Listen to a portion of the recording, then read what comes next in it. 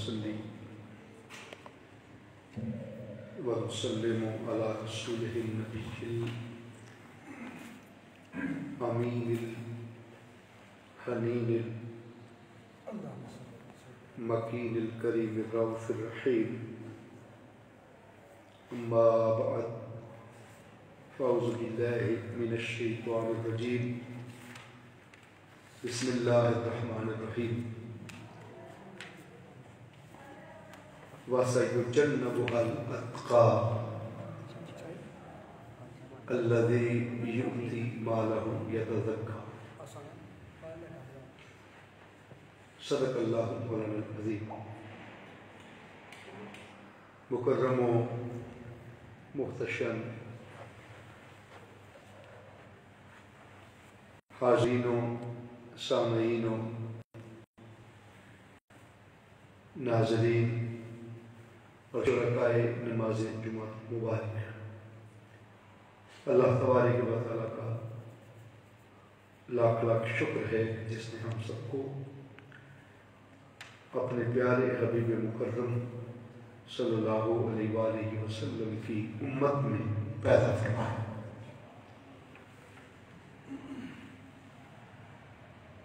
آج دوسرا جمعہ المبارک شان سیدنا صدیق اکبر رضی اللہ تعالیٰ عنہ کی مناسبت سے ہے۔ پچھلے جمعہ المبارک پر آقا صلی اللہ علیہ وسلم کے ساتھ ان کا زندگی اور قبر پہچان وہ پہلو میں نے آپ کی نظر کیا تھا کہ انہوں نے سال مبارک کے لمحوں میں بھی اپنے محبوب کو ہی یاد رکھا اور کہا کہ میری قبر کو میری مسجد کو اٹھا کر اس کے قدم میں لے جانا، اگر خود بخود روضہ پاک کا دروازہ کھل جائے تو پھر روضہ میں دفن دے۔ یہ ان کا آقا کے ساتھ کیا نام تھا؟ حضرت عبداللہ، یہ اللہ کا بندہ۔ تو ان کی جو کنیت تھی وہ ابو بکر تھی، بکر کے بعد عرب میں زیادہ کنیت کے ساتھ متعارف کرایا جاتا تھا، عرب میں زیادہ کنیت، جیسے کوفہ میں امام اعظم ابو حنیفہ رحمۃ اللہ علیہ، ان کا اصل نام نعمان بن ثابت ہے، لیکن ہم کہتے ہیں امام اعظم ابو حنیفہ، حنیفہ ان کی بیوی کا نام تھا، ابو حنیفہ، حنیفہ کے باپ، سمجھ گیا؟ تو کنیت چلتی تھی عرب میں، ٹھیک ہے؟ اس لیے وہاں پر کنیت، ان کی کنیت ابو بکر تھی، اور صدیق اور عتیق یہ ان کے دو لقب ہیں جو بارگاہ خدا سے اور بارگاہ مصطفیٰ کی اس آیت میں صدیق کا لقب ان کا موجود ہے، جاء بصدق وصدق به۔ اس میں ایک صدق سے مراد ذات مصطفیٰ ہے اور دوسرے صدیق سے مراد ذات صدیق اکبر ہے رضی اللہ عنہ۔ وہ جو سچی نعمت اللہ کی بارگاہ سے لے کے آئے اس کی ابو بکر نے تصدیق کی، والذی جاء بالصدق، وہ جو صدق کے ساتھ آئے، وصدق به، ان کی اس صدق کی تصدیق کرنے والا ابو بکر رضی اللہ تعالیٰ۔ تو اسی طرح آقا صلی اللہ علیہ وسلم نے جب معراج پایا تو جب حضور علیہ السلام واپسی تشریف لا رہے تھے حضرت جبرائیل امین علیہ السلام کے ساتھ، تو حضور نے پوچھا جبریل، کیونکہ ساری مخلوق اللہ کی آرام کر رہی ہے اور میں اس وقت معراج پہ گیا جب نہ کسی کو جانے کی خبر نہ آنے کی خبر، تو میری اس رات کی معراج کی تصدیق کون کرے گا؟ تو جبرائیل امین نے عرض کیا، حضور کوئی کرے نہ کرے آپ کی تصدیق ابو بکر کرے گا، کیونکہ وہ تصدیق کرنے والے ہیں، وہ صدق بہ کے ٹائٹل پانے والے ہیں۔ تو حضور علیہ السلام نے خود فرمایا کہ ان مردوں میں سب سے پہلا مجھ پر جنہیں کلمہ پڑھا، چونکہ وہ ابو بکر صدیق ہیں، اور انہوں نے اس وقت میرا کلمہ پڑھا جب لوگ جھٹلا رہے تھے، اور ابو بکر اس وقت بھی ایمان پر میری تصدیق کر رہا تھا، اس وقت بھی مجھ پر ایمان لا رہے تھے۔ اور پھر حضور علیہ السلام نے ان کو عتیق کا لقب عطا کیا۔ عتیق کہتے ہیں جہنم کی آگ سے آزاد کیا ہے، جہنم کی آگ سے آزاد کیا ہے، اسے عتیق کہتے ہیں۔ تو آقا صلی اللہ علیہ وسلم نے فرمایا، حضور صدیق اکبر موجود تھے تو آقا نے فرمایا، اے صدیق، اے ابو بکر، انت عتیق من النار، آپ کو اللہ نے جہنم کی آگ سے آزاد کر دیا۔ جو جنہیں جہنم کی آگ سے آزادی کا مژدہ جاں فیضاں ان کی زندگی میں حضور نے سنایا، وہ عتیق مصطفیٰ صلی اللہ علیہ وسلم، وہ صدیق ابو بکر صدیق بھی ہیں، عتیق بھی، جنہیں حضور نے صدیق کا بھی ٹائٹل دیا اور عتیق کا بھی ٹائٹل دیا۔ اور آپ پھر دیکھتے ہیں کہ سیدنا صدیق اکبر رضی اللہ تعالیٰ عنہ، آپ نے زندگی بھر اپنے محبوب نبی صلی اللہ علیہ وسلم پر قربانیاں دی، اور چونکہ آپ آقا صلی اللہ علیہ وآلہ وسلم کی ولادت باسعادت کے 2.5 سال بعد پیدا ہوئے، اور پھر 2.5 سال بعد میں آقا کے وصال مبارک کے بعد دور خلافت گزرا، تو یوں حضور کی عمر طیبہ بھی 63 برس تھی، صدیق اکبر کی عمر طیبہ بھی 63 برس تھی، عمر میں بھی ایکویلٹی تھی، اور ان کے نقش نالین کی خیرات تھی آقا صلی اللہ علیہ وسلم۔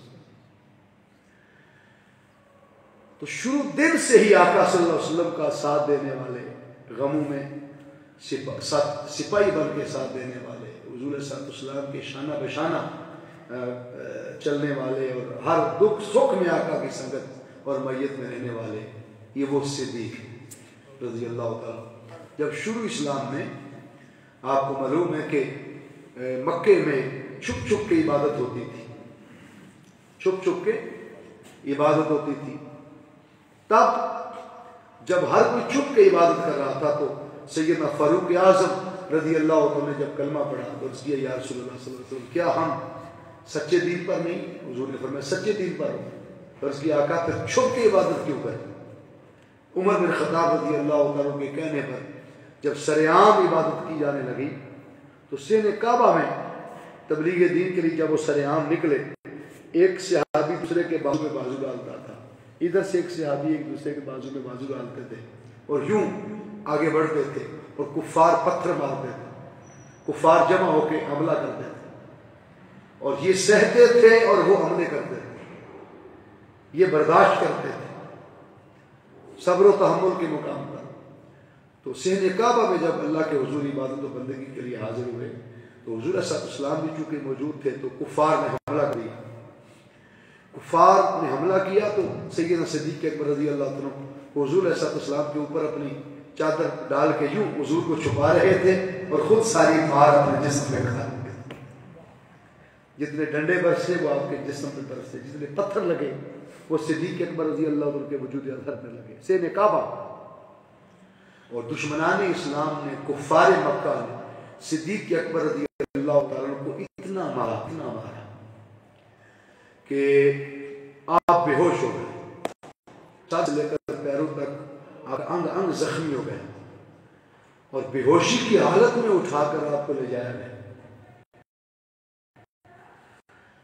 یہ اسلام کی خاطر وہ پہلی بات ہے جو صدیق اکبر کے حصے میں آئی، یہ پہلا امتحان اور پہلی آزمائش تھی جو صدیق اکبر کے حصے میں آئی، اور آقا صلی اللہ علیہ وسلم کی ذات اقدس کے دفاع میں یہ وہ پہلا لمحہ تھا جو صدیق اکبر کے حصے میں آیا۔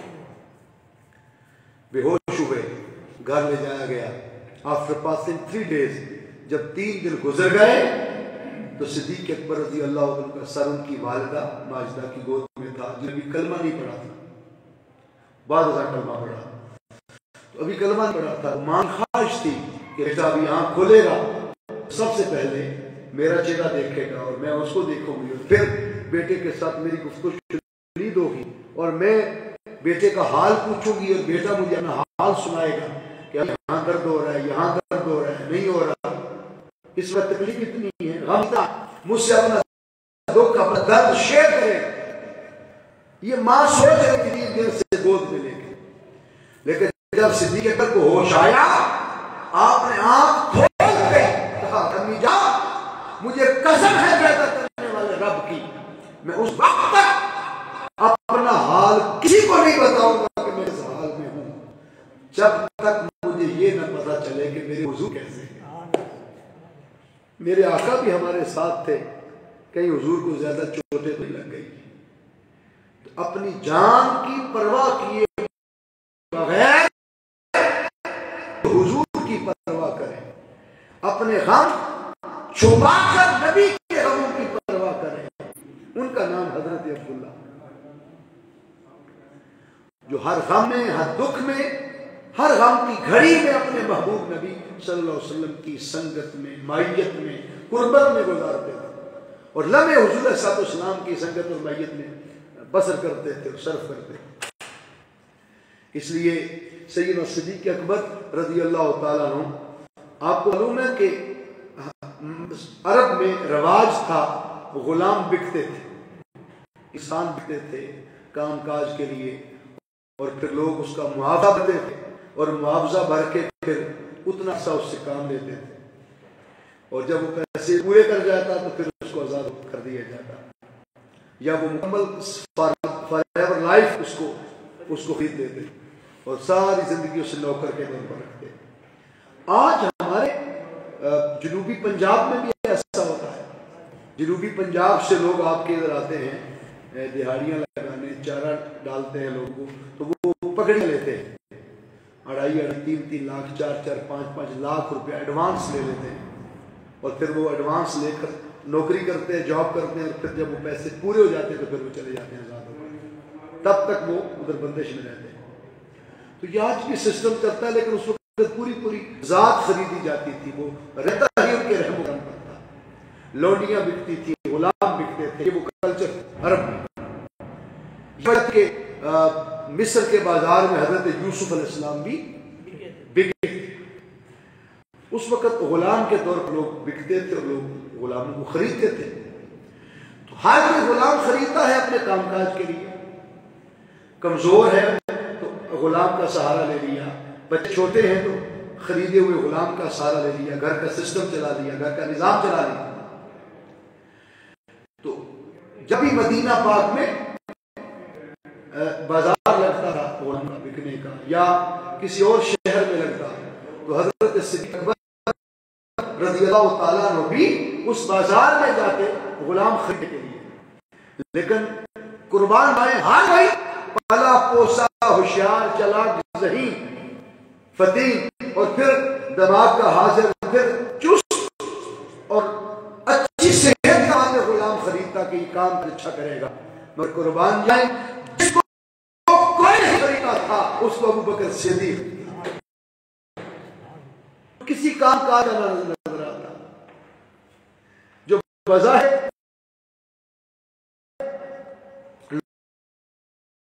لوگ چھوڑ جاتے ہیں، یا اس کے کالا رنگ ہونے ڈیمیج ہونے کی وجہ سے، اس کا بازو ڈیمیج ہونے کی وجہ سے، اس میں کوئی نقص ہوتا تو لوگ چھوڑ جاتے، اس کو جاتے۔ صدیق اکبر رضی اللہ عنہ اس کو بھی مہنگے دام خرید لیتے، پہلی گولی پر خرید لیتے۔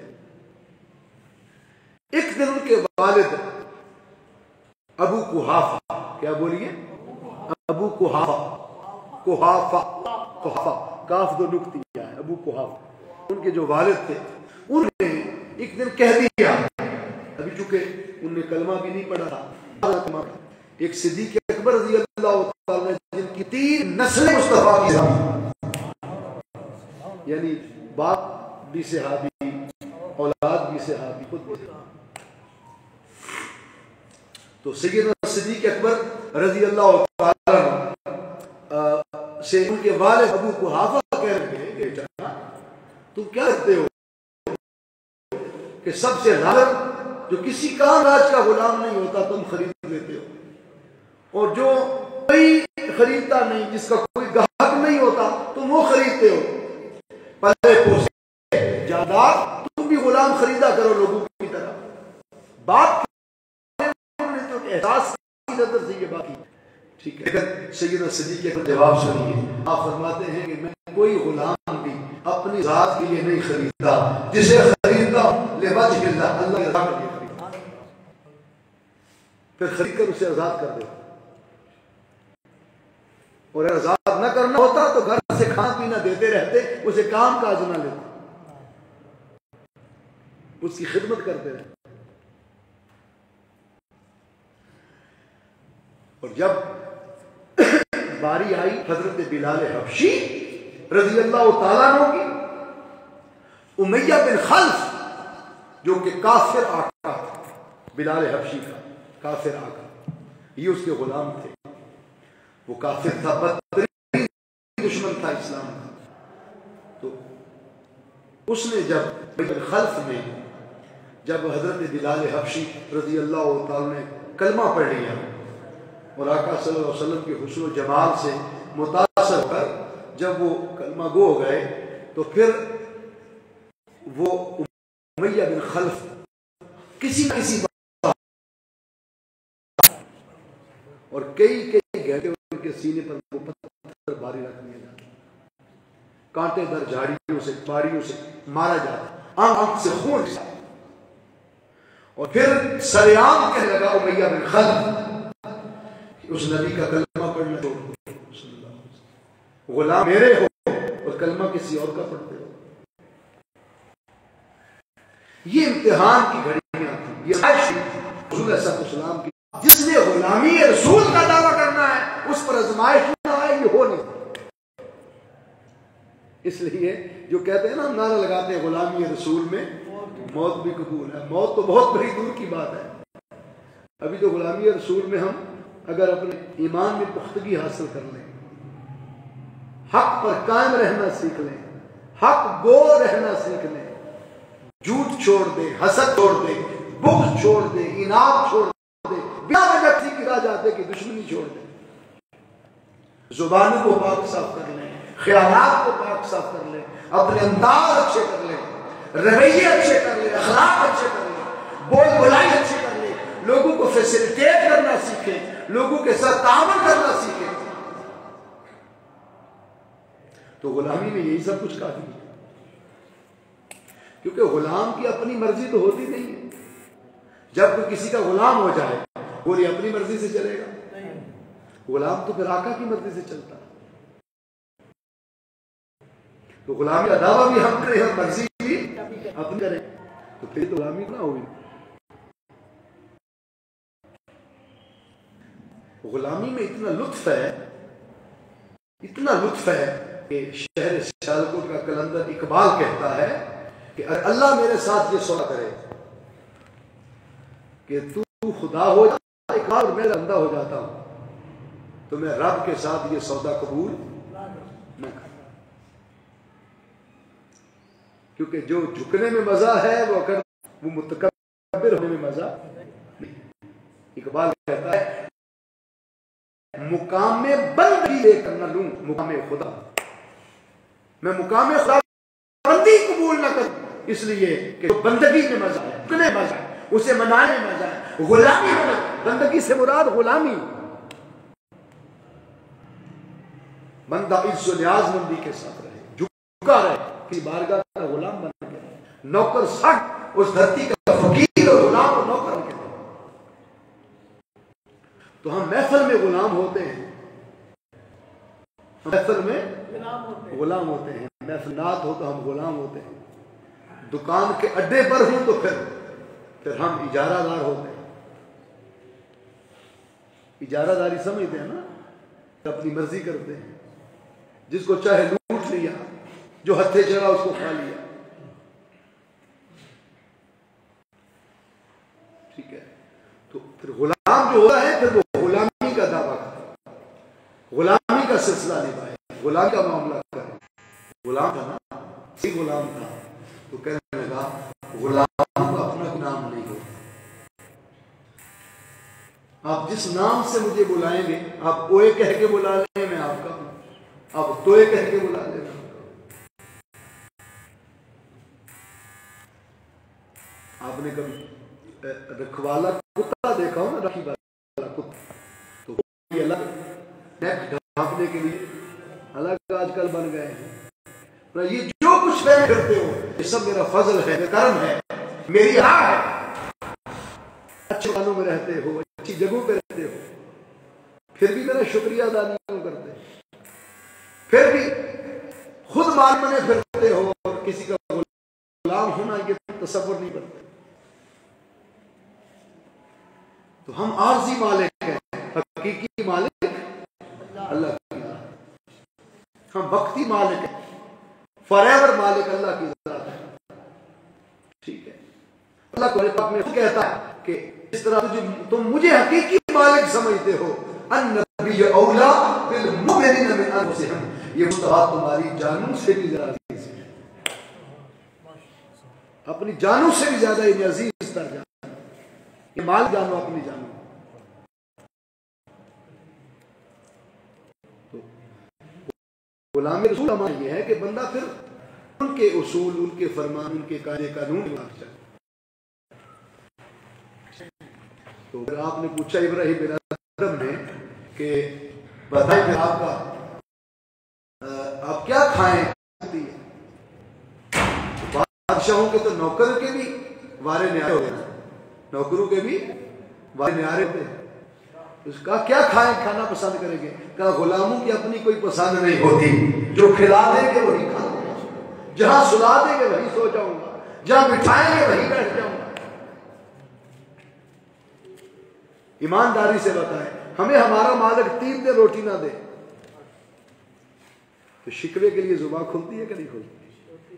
ہر جگہ بندہ بیٹھتا ہے تو اظہار کرتا ہے، یار 3 دن ہو گئے کھانا نہیں کھا، 3 دن ہو گئے بچے بھوکے، کسی نہ کسی بہانے سے بندہ تذکرہ کرتا ہے نا، شکوہ کرتا ہے۔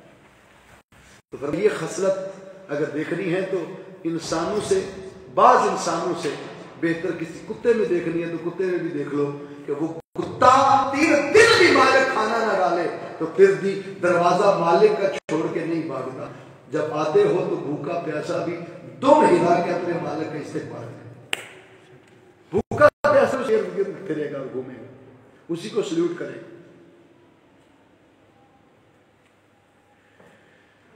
تو سیدنا بلال حبشی رضی اللہ تعالیٰ کو جب امیہ بن خلف نے کہا کہ کلمہ چھوڑ دے اور پھر سختیاں کرتا، دکھ دیتا، تکلیف دیتا، ادھر اس کا ظلم عروج پہ پہنچا اور ادھر مصطفیٰ کا کرم اپنے عروج پہ پہنچا۔ تاجدار کائنات صلی اللہ علیہ وسلم نے فرمایا، ابو بکر تم غلام خریدتے ہو اپنی مرضی سے، خود جاتے ہو، جس کو چاہتے ہو آزاد کر دیتے ہو، جس کو چاہتے ہو خرید دیتے ہو، لیکن آج تمہارے لیے کیا خوب ہوگا کہ تم محمد عربی کی طرف سے غلام خرید کے لاؤ، میرے کہنے پر بلال حبشی کو خرید کے لاؤ۔ صدیق اکبر نے عرض کیا، حضور جو حکم ہے آج چھوڑ کے نہیں آؤں گا، آج خرید کے لے کے آؤں گا، چاہے جتنی بھی قیمت چکانی پڑے، حضور کا حکم ہے، آقا نے فرمایا ہے صلی اللہ علیہ وسلم۔ صدیق اکبر نے اپنی جیبیں بھر لی اشرفیوں سے، اس وقت دینار سونے کا تھا اور درہم چاندی کا تھا، جس دور کی میں بات کر رہا ہوں، اور یہ اب سعودیہ سے دینار درہم چلا گیا ہے، یہ نعمت چھن گئی ہے ان سے، اب ریال آ گیا، تو یہ دینار لے گئے ہیں کویت والے یا کسی اور جگہ بھی چلتا ہوگا۔ تو روئے زمین پر اس وقت بھی اور قیامت تک بھی سب سے وزنی جو سکہ ہے وہ دینار، کوئی پاؤنڈ، کوئی اس کا مقابلہ نہیں کر سکتا ڈالر۔ سب سے قیمتی سکہ کس کا ہے بولیے؟ دینار۔ کیوں؟ اس لیے کہ یہ وہ سکہ ہے جسے محمد عربی نے استعمال کیا، اس کو نسبت لے کے ہمیشہ اونچا ہے، ہر شے کو نسبت کے ساتھ اٹیچ کریں، منسوب کریں۔ تو جیبیں بھر لی اشرفیوں سے، سونے سے، اور مختلف جواہرات سے. تو آقا صلی اللہ علیہ وسلم سے اجازت لینے آئے. آقا میں اجازت دے میں خرید کے لاؤں. حضور نے فرمایا ابو بکر آج ایسا غلام خریدنے جا رہے ہو کہ جس میں میں خود بھی حصے دار بننا چاہتا ہوں, میرا حصہ بھی ڈال. جب آقا دینا چاہتے تھے تو صدیق اکبر قدموں میں گر پڑے. عرض کیا حضور آقا اور غلام ایک سودے میں اکٹھے نہیں ہوتے, یہ آپ کا ہی ہے, آپ ہی کی طرف سے خریدنے جا رہا ہوں. ابو بکر کا کیا ہے, میری جان بھی آپ کی, میری جلد جان بھی آپ کی, میرا مال بھی آپ کا. فدا کا ابی و امی و مالی قلبی جسدی و روحی یا رسول اللہ. آقا میرا دل آپ کا قربان, جان بھی, روح بھی, جسم بھی, ماں بھی, ماں باپ بھی, سب کچھ آپ پر قربان. آقا یہ سب کچھ آپ کا ہی ہے, آپ ہی کی طرف سے خریدنے جا رہا ہوں. ابو بکر کا اپنا ہے ہی کیا. چل پڑے. جب وہاں پہنچے تو دیکھا ایک چتیر میدان ہے اور ریتا جو ہے وہ گرم ہے, تپش پڑ رہی ہے, شدت کی دھوپ ہے, حرارت شدت کی دھوپ ہے. اور بلال حبشی رضی اللہ تعالیٰ عنہ کو تپتے ریتے پر لٹایا ہوا ہے. امیہ بن خلف اور اس کے دشمن ساتھیوں نے, اور لٹا کر سینے پر 10 لوگوں نے بھاری پتھر رکھا ہوا اٹھایا اور کانٹے دار چماری اور چوٹی سے مارتا تھا اور کہتا تھا بلال بتا تیرا رب کون ہے. تو بلال اس حال میں بھی کہ آپ کے منہ مبارک سے, گلے سے, حلق سے خون بہنے لگتا اور خون اور پانی لعاب کا مکس ہو جاتا ہے. بلال کی اس کیفیت میں کہ آنکھ سے خون آئی ہے, آنکھ زخمی ہے, پتھر سینے پر ہے, اوپر چھوڑی سمجھے اتنا وزنی پتھر ہے, اگر چھاڑی سے مارا جا رہا ہے, آنکھ سے خون رس رہا ہے, لو سے خون رس رہا ہے. لیکن جب امیہ بن خلف نے ایک بت اپنے ہاتھ میں پکڑ کے بلال کے قریب کیا, بڑا خدا یہ ہے یا کوئی اور ہے, تو بلال حبشی نے بڑی تقریر کے ساتھ تھوڑا سر اٹھایا اور اٹھا کر اس کے بت پہ تھوک دیا. فرمایا خدا وہ نہیں ہے جو کسی کے ہاتھ میں آ جائے, رب وہ ہے جس کے دست قدرت میں ساری کائنات. میں اس کو خدا مانتا ہوں جسے رب محمد کہتے ہیں صلی اللہ علیہ وسلم, جو مصطفیٰ کا. اللہ قرآن میں فرماتا ہے فلا وربک, مصطفیٰ مجھے قسم ہے آپ کا رب ہونے کی.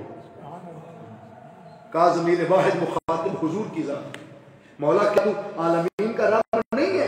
فرمایا تو کہہ چکا الحمدللہ رب میں تو عالمین کا رب ہوں. اگر سنو عالمین کا رب بعد میں ہوں, پہلے مصطفیٰ کا رب ہوں. جس طرح ہوں اس محمد کے وسیلے سے رب. قل هو اللہ احد, محبوب آپ فرما دیں وہ اللہ ایک ہے. میں انہیں ڈائریکٹ نہیں کہتا کہ وہ اللہ ایک ہے, آپ انہیں فرما دیں. کیوں کہ میں لوگوں کا رب بھی زبان مصطفیٰ کے ذریعے سے بننا چاہتا ہوں, اور گواہ و تصدیق مصطفیٰ کے ساتھ بننا چاہتا ہوں. تو وہ رب ہونا بھی توسل اور تصدق کے مصطفیٰ سے بنا. ہمیں کیا خبر تھی رب کون ہے؟ کسی کو ہے ایڈریس اور پتہ معلوم؟ بولیے اس وقت اللہ کہاں ہے؟ ہمیں کیا خبر؟ کیا وہ بھی انسان نہیں تھے جو 360 کو پوجتے تھے؟ کیا وہ بھی انسان نہیں ہے جو 3 خداؤں کو مانتے ہیں؟ عیسائی, یہودی لوگ تو ہر کوئی آگ کو خدا مانتا تھا, کوئی پتھر کو, کوئی اونچی جگہ کو, کوئی پہاڑ کو, کوئی سورج کو, کوئی ستاروں کو, کوئی آسمان کی وسعتوں کو, کوئی پانیوں کے چشموں کو, کوئی مٹی کے ڈھیر کو, کوئی انسانوں کو خدا مانتا تھا. وہ فرعون کو, نمرود کو, قارون کو مانتا تھا, شیطان کو مانتا تھا. آج بھی ماننے والے ہیں. تو مادیت اور حفظ کے پیچھے دوڑنے والے ایک کیا وہ بھی انسان نہیں تھے؟ تو کیا فرق ہے کہ ہم نے ایک خدا کو مانا اور کہتے ہیں there is only one God, اللہ سے لے کے لا الہ الا اللہ کہتے ہیں. لا الہ الا اللہ یہ فلسفہ توحید, اللہ کی وحدانیت, اللہ کی وحدت, اللہ کے ایک ہونے کا اقرار کہ جو ہم کر رہے ہیں. کیا کسی نے اس کا ایک ہونا دیکھا ہے ہم میں سے؟ نہیں دیکھا. تو پھر کیسے مان رہے ہیں؟ اللہ نے فرمایا قل هو اللہ احد. مصطفیٰ انہیں اپنی زبان سے آپ بتا دیں کہ وہ اللہ ایک ہے. انہوں نے تو نہیں دیکھا ہے, محمد نے تو دیکھا ہے صلی اللہ علیہ وسلم. میرے حبیب آپ نے تو دیکھا ہے کہ میں ایک ہوں. تو ہم نے خدا کو دیکھ کر مانا یا مصطفیٰ کو دیکھ کر خدا کو مانا؟ ہم نے زبان مصطفیٰ کے ذریعے خدا کو مانا صلی اللہ علیہ وسلم. اس لیے خبر پہلے نہیں ہوتی، مخبر پہلے ہوتا.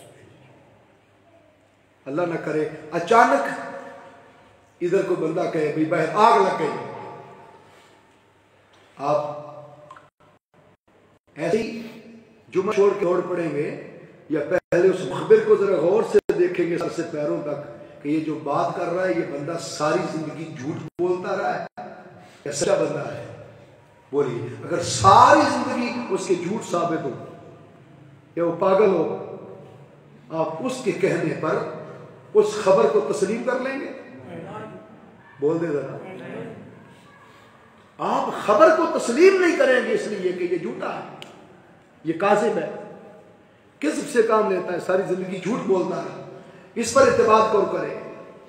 اگر ایک نمازی، پرہیزگار، متقی، نیک شخص جس کی ساری زندگی لوگوں کے سامنے رویے اچھے اخلاق کے ساتھ، اچھی عادت اور خصلت کے ساتھ گزرے اور کبھی زندگی میں جھوٹ نہیں بولا، وہ شخص اگر حلفاً کہے کہ باہر آگ لگ گئی تو بولیے اعتماد کریں گے کہ نہیں؟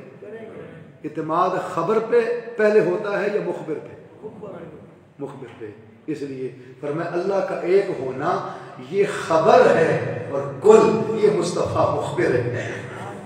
اس لیے مخبر کو پہلے ماننا پڑے گا. اور آپ کو معلوم ہے جب فاران کی چوٹیوں پر آقا نامدار مدنی تاجدار حضور پر نور صلی اللہ علیہ وسلم نے اللہ کی توحید، وحدانیت اور اپنی رسالت کا اعلان کیا تھا.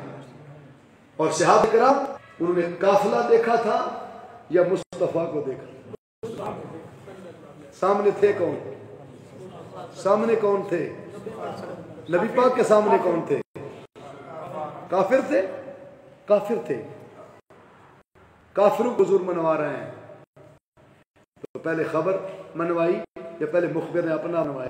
انہوں نے کہا کہ اس لیے مانیں گے کہ آپ صادق بھی ہیں، امین بھی ہیں. آپ نے زندگی بھر کسی سے جھوٹ نہیں، آپ زندگی آئینے کی طرح شفاف اور صاف ہے. آپ کا کریکٹر صاف ہے، آپ کا کردار صاف ہے، آپ کی ذات شفاف اور صاف ہے. آپ امین ہیں، آپ صادق ہیں، سچے ہیں. زندگی بھر کافر بھی آپ کے طرح مانتے رکھواتے رہے اور آپ نے ان کی حفاظت کی.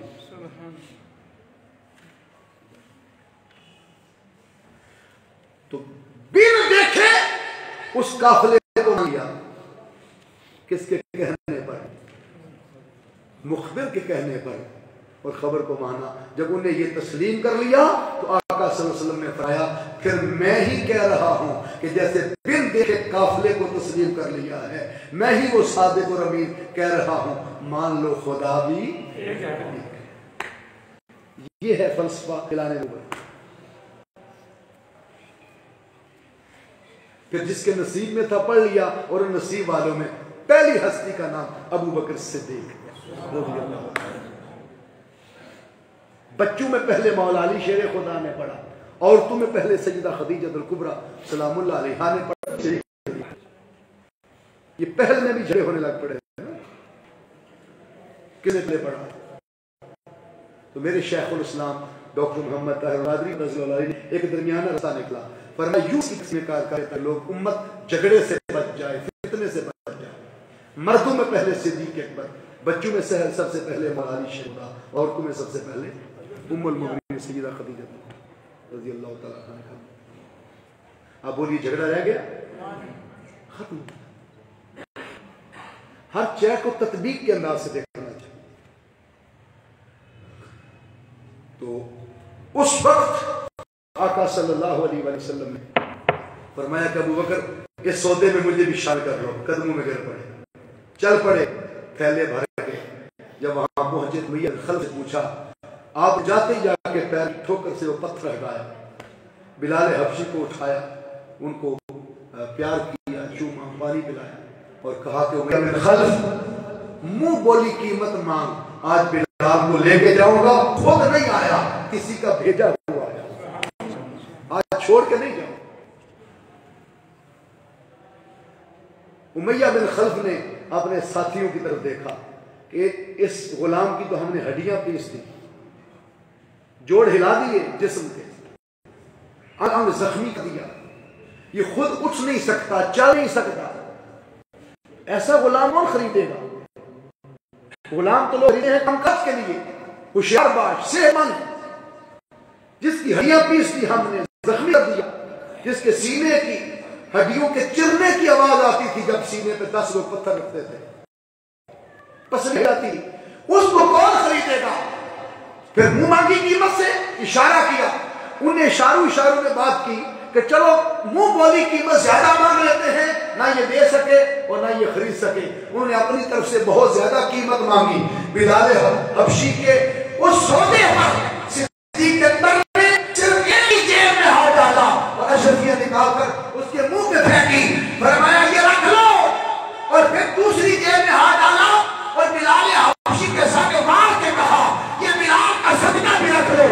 پہلی جیب سے تمہاری قیمت منہ مانگی پوری ہو گئی تھی اور دوسری جیب سے بلال کا صدقہ دیا ہے، اگر اس سے زیادہ بھی چاہیے ہوتا آج دے کے جاتا، جو محمد عربی نے بھیجا ہے۔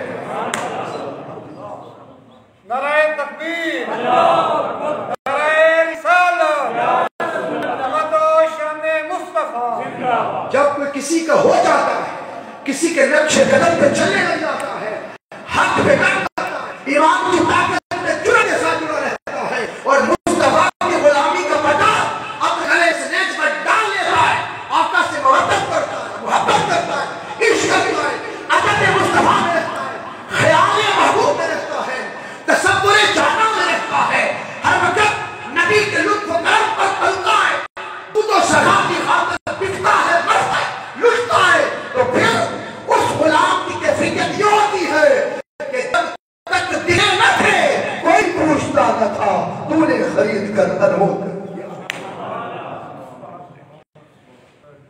پھر وہ بلال کہتے ہیں لوگوں میری مثال ایک مٹی کی تھی، میری مثال ایک مٹی کی تھی، جیسے بازار سے مٹی آپ پیلیوں سے مٹی لاتے ہو اور مٹی چکنی لا کر آپ اس کو گوندتے ہو، اور کمہار جو برتن بناتا ہے مٹی کے وہ گوند کر اتنا پانی ڈالتا ہے جتنا وہ خشک ہو جائے اور پھر وہ برتن بنانے کے لائق ہو جائے، پھر وہ برتن کی شیپ دیتا ہے، پھر اس کو وہ چکی پہ چڑھاتا ہے، پھر وہ چکی چلتی ہے اور گھوم کر اس کا ڈیزائن بنتا ہے، دیتا ہے، ڈیزائن بناتا ہے، ڈیزائن جب بن جائے تو پھر اس کو آگ چلا پہ رکھتا ہے، پھر چھوٹی آنچ پہ، پھر بڑی آنچ پہ، پھر بڑی آنچ پہ رکھتا ہے، 3 طرح کی آگ پر اس کو پکاتا ہے، پھر کئی دن اس کو پکنے ملتے ہیں، جب وہ پک جائے تو پھر وہ بازار میں اپنے گدھا ریڑھی پر ڈال کر وہ بیچنے کے لیے وہ لے کے آتا ہے اور آ کے آواز دیتا ہے بھائی ہے کوئی میرے برتن کا خریدار؟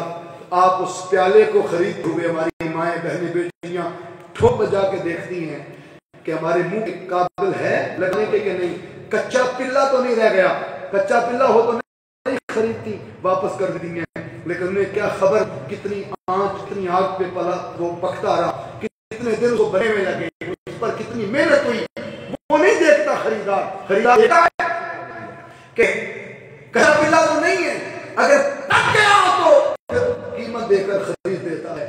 بلال کہتے کہ میں بھی ہوں ایک مٹی کا پیالہ عشق کے بازار میں، میں بھی ہوں ایک مٹی کا پیالہ عشق کے بازار میں، پس پسند آیا ہوں میں اس وقت نگاہ یار میں، مجھے حضور نے پسند کر لیا ہے اور آقا نے صدیق اکبر کو بھیجا ہے کہ بلال کو خرید کے لاؤ۔ جب خرید کے لائے آقا نے پھر ایسا انمول ہیرا کیا، اور پھر آپ کو پتا ہے بلال حبشی کو اپنے کندھے پر اٹھا لیا، صدیق اکبر رضی اللہ عنہ اٹھا کے لا رہے تھے تو ان کے منہ مبارک رطوبتیں خون آلود رطوبتیں گر رہی تھی، اس کیفیت میں کہ بے ہوش تھے۔ بلال کو لے کر جب صدیق اکبر تھوڑا فاصلے پہ ڈسٹینس پہ پہنچے، امیہ بن خلف اس کے ساتھیوں نے تالیاں بجائی، مذاق اڑایا، کس کی ہڈیاں پیستی تھی، جس کے بلے ہم نے کچھ نہیں چھوڑا تھا، یہ دیوانہ ہے ابو بکر، اس منہ بولی قیمت دے کے اور منہ بولی قیمت سے بھی زیادہ پیسے دے کے اس کو لے جا رہا ہے جس کے پلے ہم نے کچھ نہیں چھوڑا، اپنی طرف سے مذاق اڑایا۔ صدیق اکبر نے چہرہ امیہ بن خلف کی طرف کے فرمایا بدبخت جسے تم زمین پہ گرانا جانتے ہو اسے ہمارے آقا اور یہ سریا پہ پہنچانا جانتے ہو۔ ایک وقت آیا مصطفیٰ نے صدیق کے منہ کی بات کو پورا کیا، اور صدیق اکبر کی اس بات کو پورا کرتے ہوئے 8 سنہ ہجری کو مکہ فتح ہوا، 10,000 صحابہ شہر کعبہ میں داخل ہوئے، ان 10,000 میں سے مصطفیٰ نے آواز دی این بلال من حبشہ، حبشہ کے ملا وہ یہاں والا بلال کہاں ہے؟ بلال حبشی کے متعلق بتایا گیا حضور وہ تو صحابہ کے جوڑے سیدھے کر رہا ہے، نوکر اپنے کام کر رہا ہے، ان کے جوتے سیدھے کر رہا ہے۔ بلال سروں میں کھلتا حضور کے قدموں میں آ گرا، آقا میں حاضر ہوں۔ حضور نے فرمایا بلال آج میں چاہتا ہوں کہ امیہ بن خلف نے جتنی تجھے سزائیں اس دین پر قائم اور استقامت کے ساتھ چلتے رہنے پر دی تھی، آج ان کا اجر زمین پہ اس کا مقام اور مرتبہ دینے کا اور مجھے سریا پہ پہنچانے کا وقت آ گیا ہے۔ میں چاہتا ہوں تیرا رنگ بھی کالا ہے، کالے کا رنگ بھی کالا ہے، میں چاہتا ہوں آج تیرا قدم اوپر ہو جائے، خدا کا کعبہ تیرے قدم کے نیچے ہو جائے۔ بڑے بڑے مفسر، بڑے بڑے محدث، بڑے بڑے مالدار، بڑے بڑے صاحبان علم، بڑے بڑے مفسرین، فقہاء کے دین، تفقہ فی الدین کے عالم، بڑے بڑے لوگ موجود تھے، مگر قربان جائیں مصطفیٰ نے ایک کالے رنگ کے بلال، ایک دگنے والے بلال کو کعبے کی چھت سے اٹھایا۔ کیا کعبے کی چھت پر کے ہی دینا اذان واجب تھا؟ ساری زندگی نیچے ہوتی رہی، آج بھی ہو سکتی تھی، لیکن چھت پہ چڑھانے کا مقصد فقط یہ نہیں تھا کہ آج کعبے کی چھت پر ہی باقی اذان ہو۔ کئی وجوہات ہو سکتی ہیں کہ ایک مجدہ جاں فدا دینا تھا، مکے والوں کو بتانا تھا کہ مکہ فتح ہو گیا، لوگوں کو پیغام دینا تھا، انہیں بلند کیا، لیکن ایک راز ان رازوں میں سے یہ بھی تھا کہ مصطفیٰ ایک بکنے والے غلام کو کعبے کی چھت پر چڑھا کر کائنات کو بتانا چاہتے تھے کہ قومیں وہ فتح یاب ہوتی ہیں جو دکھیوں اور غریبوں کو اپنے معاشرے میں اتنا اونچا رکھتی ہیں، جو مظلوموں اور محکوموں اور مجبوروں کو اتنا اونچا دیکھتی ہیں۔ آج ہم چاہتے ہیں کہ غریب پستا ہے تو پستا ہی چلا جائے، محکوم حکم کے نیچے ہے تو نیچے ہی رہے، مظلوم ظلم کے نیچے دبا ہوا ہے تو دبا ہی رہے، اگر لٹ کھا ہوا تو پھر میرے میرج حال کے مقابلے میں نہ آ جائے، میرے کاروبار کے مقابلے نہ آ جائے، یہ چونکہ کمی کا بیٹا ہے لہٰذا یہ چودھریوں کے مقابلے میں کھڑا نہ ہو جائے۔ آج اس کا کیا کام ہے اس شعبے میں؟ اس شعبے میں تو کام ہے مالدار کا، جاگیردار کا، وڈیرے کا، دہشت گرد کا، مالدار کا، جس کے پاس کلاش یونین کا الیکشن لڑنے والا بھی 4-8 کروڑ روپے لگا دیتا ہے تاکہ غریب بیچارہ اٹھ نہ سکے۔ کئی دن جلیبیاں جو ساری زندگی کسی کو نہیں کھلاتا، وہ ان دنوں پھر راشن کے منہ کھل جاتے ہیں، پھر گولیاں کھل جاتی ہیں، پھر مال لگے شروع ہو جاتے ہیں، لوگ خریدے جاتے ہیں، لوگ بیچاروں خبر ہی نہیں کہ یہ سارا گنڈویا ہے جو کنڈی کے ساتھ لگا کر حقیقت میں وہ مچھلی پکڑنا چاہتے ہیں۔ اس قوم نے ساری زندگی حرام گنڈویا لگا کے حلال پکڑنے کی کوشش کی۔ میں نے آپ کے علاقے میں کوئی الیکشن نہیں لڑنا، الیکشن تو میرا خیال ہے ہونے والا ہی نہیں ہے، لیکن میں جو بات اصل میں کہنا چاہ رہا تھا وہ ایک فکر تھی، ایک مثال، اللہ مچھر کی مثال دے کر ایک فکر دیتا ہے دین کی، اس فکر کی طرف آپ کو نوجوانوں کو لے جانا چاہتا تھا کہ ہمیں دیکھنا ہے کہ کون پسا ہوا ہے محلے میں، کون غریب ہے، کون دکھی ہے، اس کے ایمان کا سودا نہ کیا جائے، اس کی غیرت کو رسوا اور ذلیل نہ کیا جائے۔ ہم کسی کے ساتھ بھلا کر لیں تو اس وقت تک چین نہیں آتا جب تک 50 لوگوں کو رات کو بتا کے نہ سوئیں۔ ہمارے گھر کی عورتیں اور خواتین تو عید کے دن گوشت بھی اس بیوہ کے گھر نہیں دیتی جو ان کے کام نہیں کرتی ہے کلچر کوئی نہیں، انہوں نے گھر نہیں دینا ہے، ساڑھے فلانے ٹائم کم نہیں سی آئی، بولے نا۔ یہ فلانے ٹائم تو ساڈے آنکھ نہیں سی لگی، انہیں کہنے نہیں منیا، اسی ہمیں گوشت پہ دئیے، گوشت اللہ کے نام پر نکالا ہے اور دے اپنی مرضی سے رہے۔ کیسی غلامی! اس لمحہ فکریہ کو جوان اپنے سینے میں پالیں اور زندگی بھر دکھی، مزدور، بے کس، بے سہارا، مظلوم، محکوم اور مجبور کے حق کی آواز بلند کرنے کی ہمیشہ کوشش کرو۔ یہ ایمان ہے، یہ حق ہے۔ آقا صلی اللہ علیہ وسلم اس طبقے میں بھیجے گئے تھے کہ جہاں بیٹیوں کی عزتیں روندی جا رہی تھیں، جہاں بیٹیاں زندہ دگور ہو رہی تھیں، جہاں باپ کی قدر شناسی نہ تھی، جس معاشرے کے اندر لوگ منظر در منظر گہرائیوں میں اور کھڈے میں اتر رہے تھے اور مظلوم، محکوم، مجبور کو اور زیادہ پسا جا رہا تھا، اور جہاں غلامی کا کلچر تھا اور لوگ ایک دوسرے کو خریدتے بیچتے تھے، اس معاشرے میں آ کر مصطفیٰ نے بیٹی کو دوہری رحمت بنانے کا اعزاز بخشا اور ماں کے پیروں کے نیچے جنت بچھانے کا اعلان کیا۔ اس معاشرے میں ہمارے آقا صلی اللہ علیہ وسلم نے باپ کی مسکراہٹ میں اللہ کی رضا کی آشائیں رکھی۔ اس کلچر میں حضور نے آ کر پڑوسی کا حق مارنے والے کو جہنمی اور پڑوسی کا حق ادا کرنے والے کو جنتی قرار دی۔ اس معاشرے میں تاجدار کائنات نے ہمیں معاشرت، معیشت، سماج، اخلاق، روحانی سکھائی اور ہمیں بتایا کہ معاشرے کے اندر کون سی قومیں سر فخر سے بلند کر کے جی سکتی۔ یہ پیغام اپنے ذہنوں کی تختیوں پر نقش رکھ لے جائیں۔ ایسے غلام جب صدیق اکبر خریدتے تھے کہ جو لاچار ہوتے، کمزور ہوتے اور جنہیں کوئی کام کاج کے لیے خرید کر لے کر نہ جاتا کہ یہ تو کسی کام کا نہیں ہے، صدیق اکبر رضی اللہ تعالیٰ عنہ ایسے غلام جب خریدتے، اللہ نے قرآن نازل کر دیا۔ اللہ نے فرمایا وَسَيُجَنَّبُهَا الْأَتْقَى الَّذِي يُؤْتِي مَالَهُ يَتَزَكَّىٰ۔ کیسا ہی بندہ تھا جس نے خود کو اپنے مال کے ذریعے جہنم کی آگ سے خود کو آزاد کر رکھا تھا۔ اتقا، عتیق۔ حضور نے فرمایا انت عتیق من النار، ابو بکر اللہ نے تجھے جہنم کی آگ سے آزاد کر دیا۔ اور عشرہ مبشرہ میں جنہیں بشارت دی حضور نے جنت کی، ان 10 صحابہ میں پہلا نام پرارٹی پہ کن کا نام ہے؟ بولیے حضرت ابوبکر صدیق۔ انہیں مارے کھائی ہیں دین پر، قربانیاں دی۔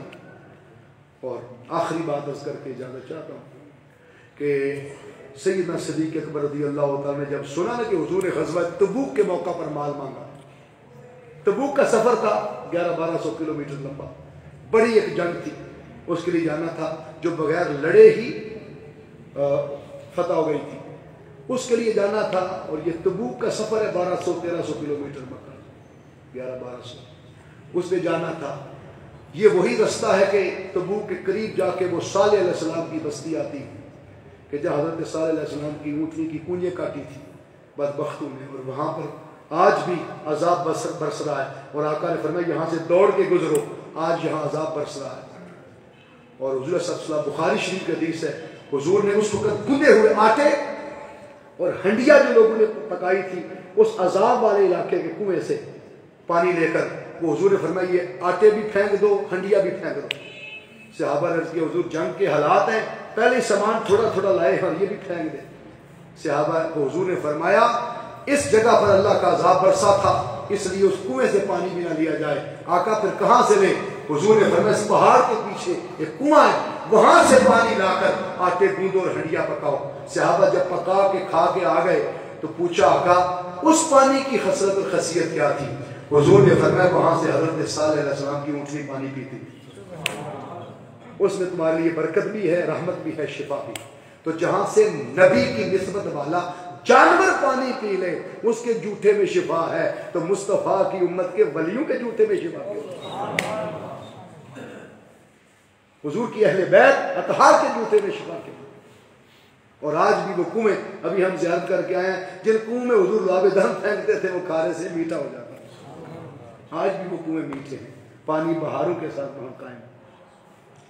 کبھی انشاءاللہ وہ حالات سنائیں گے آپ کو مدینہ پاک کے کہ کیا کیا ہوا، لیکن یہ ٹاپکس ضروری تھے۔ سیدنا صدیق اکبر رضی اللہ عنہ 22 جمادی الثانی کو آپ کا یوم وصال مبارک، ایک لمبا سفر تھا۔ حضور صلی اللہ علیہ وسلم نے فرمایا مال لاؤ، کل صحابہ مال لا رہے تھے اپنی اپنی کیپیسٹی کے مطابق۔ اسلام نے 86 یا 87 جنگیں لڑی ہیں 8 سالوں میں، اور ہر 20 دن کے بعد جنگ آ جاتی تھی اور 20 دن کے بعد مال دینا ہوتا تھا. تھوڑا تھوڑا کر کے دیتے حصے سے، اگلے پھر دینا ہے، پھر دینا، پھر دینا. جیسے آپ بھی مسجد کے لیے دیتے ہیں تو 500,000 کر کے ہر جمعے کو دے دیتے ہوں گے، 100 کر کے، 200 کر کے. اسی طرح وہ بھی ایک طریقہ کار تھا. لیکن اس دن جب آقا نے فرمایا مال زیادہ چاہیے تو صدیق اکبر رضی اللہ عنہ نے گھر کا سارا سامان اٹھا کے ریڑے پہ رکھ دیا. بستر، جوتے، برتن، لباس، ہر شے اٹھا کے رکھ لی. 4 پہیہ تک کوئی شے گھر میں نہیں چھوڑا، گندم کا ایک دانہ بھی نہیں چھوڑا، جو کا. اور حتیٰ کہ ساری رات ایک دیا جلا کر دیواروں کے ساتھ ٹو ٹو کے دیکھتے تھے کہ وہ جو پرانے دور میں ایک سوئی لوگ لٹکا دیتے دیوار میں، اس کے نکے میں تھوڑا سا دھاگا کہ تاکہ یہ گمے نہ، لٹکا دیتے تھے. وہ سوئی بھی ساری رات تلاش کرتے رہے کہ وہ سوئی اور وہ نکے کا دھاگا بھی آج میرے گھر نہ رہ جائے. مصطفیٰ نے مانگا. فجر ہوئی، سارا سامان رات بھر لادا، اور جب لے جانے کی باری آئی تو وہ جو دراز گوشت تھا نا، جو سواری تھی کھینچنے والی، وہ گدھا دور چلا گیا چرتے چرتے، نہ لا سکے. دور تھا، سوچا حضور نکل جائیں گے، قافلہ انتظار کرے گا، تو ریڑے کے آگے صدیق اکبر خود لگ گئے. اور ایک قیمتی قمیض مبارک پہنا ہوا تھا، وہ قمیض مبارک بھی اتار کے سامان میں رکھ لیا، اور کھجوروں کے پتوں کی بنی ہوئی وہ اوڑھ لی، اور کانٹا لگ گیا.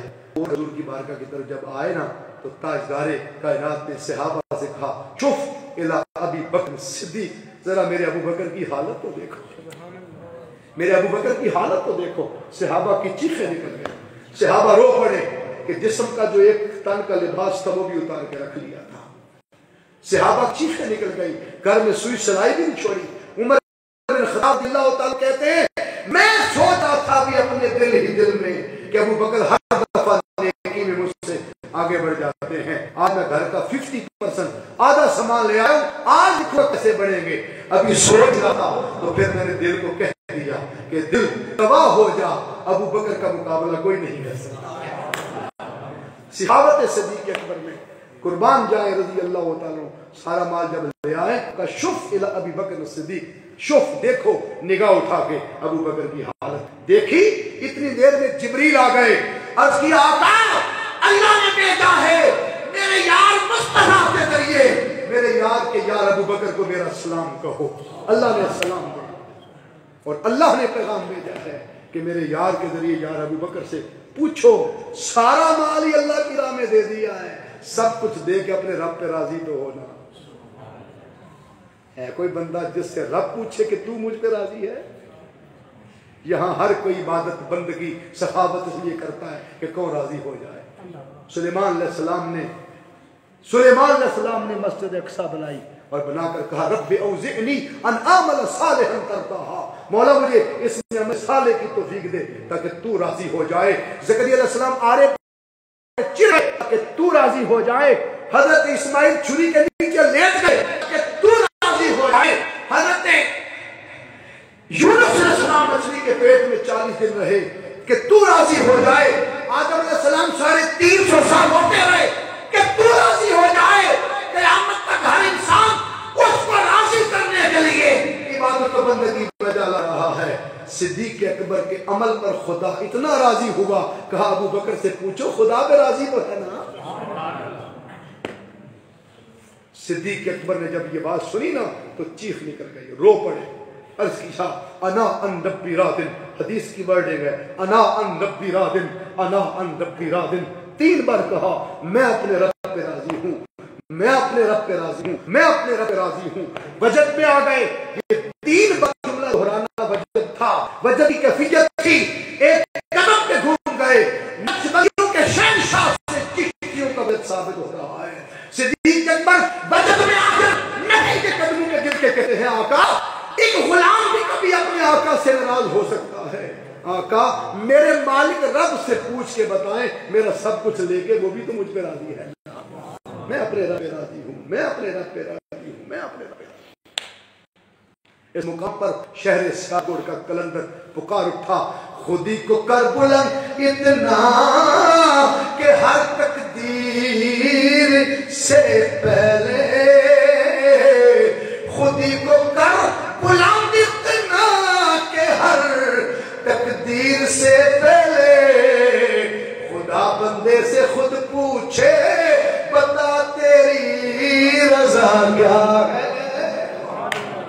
پروانے کو چراغ بلبل کو پھول بس صدیق کے لیے ہے خدا کا رسول بس. اللہ تعالیٰ ہمیں حضور کے عاشقوں کا درد نصیب فرمائے اور ہمیں دین کا درد عطا کرے. اور یہ جوانی عمر ہے, یہ موسم ہے ہر نعمت کا. اس جوانی کو غنیمت سمجھو.